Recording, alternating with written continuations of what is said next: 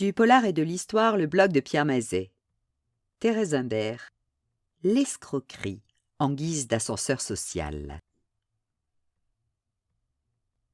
Le 1er mai 1930, l'hebdomadaire Détective affichait la une suivante. 20 ans d'illusion avec Thérèse Humbert. À cette date, Thérèse Humbert est sans doute décédée depuis une douzaine d'années à Chicago. Mais quelques jours auparavant, est mort Romain d'Aurignac, frère de ladite Thérèse. Il était à ce moment-là le dernier acteur d'une vaste escroquerie qui durait depuis plus de 20 ans et à laquelle le tout Paris avait involontairement prêté son concours. Une jeune fille ambitieuse. À Toulouse, vers 1878, les d'Aurignac étaient de petits bourgeois sans éclat et peut-être sans rêve.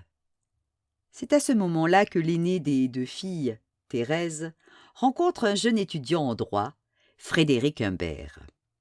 Il a 21 ans, elle 23. Il est sans situation, elle sans fortune. Quand Frédéric parle à son père, qui est alors procureur général à la Cour des comptes et sénateur, de ce mariage, il est mal reçu. Mais Thérèse veut. Et c'est alors que commence à se révéler cet étrange tempérament de mégalomane, mythomane et d'ambitieuse utopique. Pour maquiller la mésalliance, elle imagine qu'un parrain fort riche ne peut manquer de lui laisser son héritage. Frédéric retourne à l'assaut du consentement familial avec ses nouvelles armes, et le mariage se fait. À l'assaut de la capitale. Franche et déterminée, elle annonce, dès après le mariage, à Frédéric qu'il s'agit d'une mystification. Elle ne pouvait continuer que s'il acceptait de devenir son complice et conseiller juridique. Frédéric, un peu naïf, accepte et consent à jouer le rôle qu'elle lui propose. Et le roman commence. On apprend à Paris, on ne sait par quelle mystérieuse source, qu'un richissime Américain, Robert Henry Crawford, vient de mourir, en laissant un testament daté de Nice par lequel il lègue à Thérèse tous ses biens. Cependant, un problème se pose. Le dit Crawford aurait rédigé 2 testaments et couché sur le second ses neveux qui vivent à New York. Dès ce moment et jusqu'à 1902, les procès vont se succéder, d'abord en première instance, puis en appel, avec incident de procédure devant les 2 juridictions.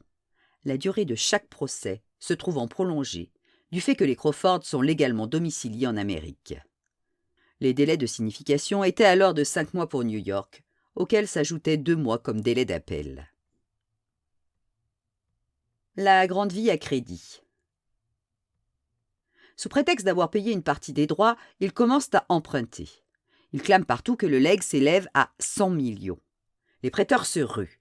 Ils accourent d'autant plus facilement que l'actif de la succession est censé être tenu sous scellé, dans un coffre-fort chez les Humbert. Pour preuve, ils montrent quelques actions, notamment un maître Dumont, notaire à Rouen, leur plus fidèle soutien financier. Et pendant 20 ans, de jugement en arrêt, la famille Humbert va se battre contre ces Crawford imaginaires. Thérèse crée les personnages, les adresses, les lettres qu'ils envoient de New York, dont une demande en mariage de sa jeune sœur Maria. Il ne manque jamais d'argent chez les Humbert. Ils sont apparentés à des personnages considérables dans la République.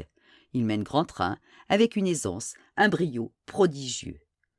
Qui hésiterait à être de leurs amis, à la première avance? L'orgueil de Thérèse prend un tour aigu. Elle se pique à son jeu. Elle renchérit sans cesse sur ses propres rêves. Elle finit par croire peut-être à la réalité de son mythe. Frédéric est doux, presque timide.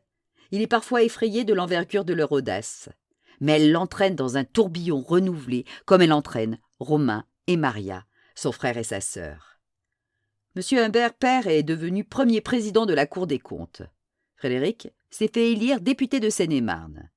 Ce que l'on a coutume d'appeler le tout Paris, les plus hauts personnages de la politique, de l'administration, de la magistrature, dînent régulièrement avenue de la Grande Armée, où les Humbert ont élu domicile.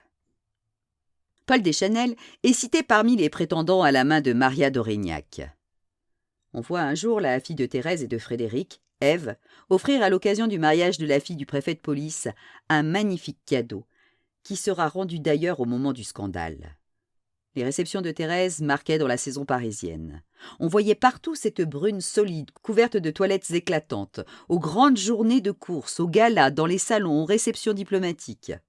À côté d'elle, toujours un peu en retrait, souriant, à demi discret, son mari Frédéric et son frère Romain la soutenaient, l'épaulaient. Ce qu'il y a de miraculeux, de vraiment grand dans cette aventure, c'est d'imaginer la combine, le double rôle, la préparation minutieuse de la farce, une fois le rideau tiré. Il faut pour jouer ce double jeu, pour faire face pendant 20 ans, pour réussir sans cesse ces redoutables acrobaties, un sang-froid, une maîtrise de soi, une patience, une volonté qui font de Thérèse Humbert une très grande aventurière. Dès qu'un prêteur semblait plus curieux que les autres, s'inquiétait des garanties, on l'accablait avec des pièces judiciaires, les doubles des jugements obtenus contre les frères Crawford. Parfois, un des aspirants usuriers discutait dans le bureau de Thérèse. Alors celle-ci, d'un geste théâtral, ouvrait grande la porte du coffre-fort où étaient rangés, tassés, des paquets soigneusement enveloppés et scellés à la cire rouge. Pendant 20 ans, la prestigieuse illusionniste tint son public. Un jour, brusquement, tout cassa. Des créanciers se montraient impatients, les prêteurs méfiants. Un journaliste, François Mouton, entama dans Le Matin une campagne contre ce qu'on commençait à appeler l'escroquerie à l'héritage.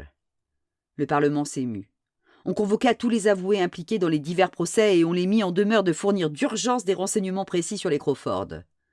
En même temps, un créancier, Morel, assigna les parties pour s'entendre dire que les valeurs de la succession seraient remises aux mains d'un séquestre judiciaire. Un jugement de référé ordonna que le coffre des Humbert fût ouvert et les titres inventoriés, le 9 mai 1902. La débâcle. Lorsque les magistrats et les représentants des ayants droit se présentèrent à l'heure prescrite à l'hôtel de l'avenue de la Grande Armée, ils trouvèrent la maison déserte et le coffre vide. D'actives recherches furent aussitôt entreprises, des télégrammes envoyés à toutes les frontières, des agents lancés par la préfecture de police et la sûreté générale dans toutes les directions. On resta longtemps sans trouver trace des Humbert, et les journaux hostiles ne manquèrent pas d'accuser le gouvernement de mauvais vouloir. On était alors sous le ministère Combes, et le garde des Sceaux, Vallée, avait été mêlé à l'affaire comme avocat. Il y eut même une interpellation à la Chambre. Le matin du 20 décembre 1902, la Sûreté reçut un télégramme stipulant que les Humbert avaient été arrêtés à Madrid. Quand ils furent ramenés à Paris, une vraie foule se pressait à la gare du Nord. Les policiers avaient le plus grand mal à empêcher les curieux qui se massaient devant le wagon de première classe des Humbert d'Aurignac. Épilogue. L'affaire vint devant la cour d'assises de la Seine le 8 août 1903. Maître Laborie, qui avait été l'avocat de Dreyfus et plus tard celui de Madame Caillot, assistait Thérèse et Frédéric. Thérèse persista jusqu'au bout à déclarer véridique le roman cocasse qu'elle avait imaginé, et chose merveilleuse, qu'elle avait fait accepter par des gens d'une naïveté confondante. Les Millions existent, les Crawford existent, mais sous un autre nom. Ils viendront, vous les verrez. Et s'ils ne viennent pas, je dirai tout. Je n'ai jamais menti. À chaque instant, elle interrompait les témoins, rectifiait leurs dires, lançait d'audacieuses explications. Il y eut aussi d'émouvantes dépositions. Des hommes illustres vinrent avouer à la barre qu'ils avaient été pris au jeu de l'illusionniste.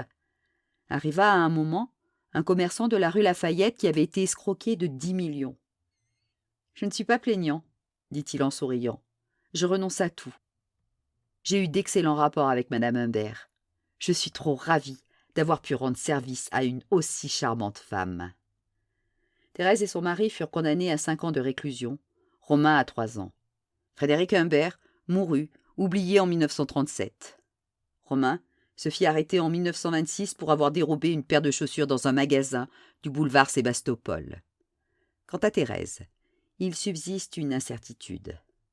Certains prétendent qu'elle est décédée à Chicago en 1918, d'autres qu'elle vivait encore à Paris dans les années 30. Une chose est certaine, ils n'ont plus jamais habité avenue de la Grande Armée.